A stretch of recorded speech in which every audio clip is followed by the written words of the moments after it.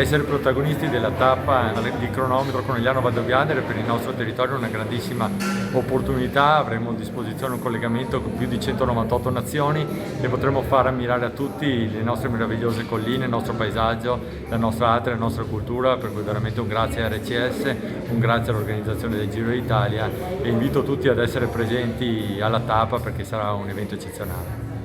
La cronometro Conegliano Valdobbiadene sarà sicuramente un'altra ottima occasione di promozione del nostro territorio, delle nostre colline, delle bellezze di Valdobbiadene, ma soprattutto dell'ospitalità delle persone di Valdobbiadene. 5 anni fa abbiamo visto cosa ha significato l'arrivo di tappa, la cronometro Treviso-Valdobbiadene. Abbiamo avuto visibilità in tutto il mondo e l'accoglienza è stata eccezionale e sono sicuro che il 23 maggio del 2020 sarà ancora migliore, non solo nell'organizzazione ma soprattutto nell'accoglienza.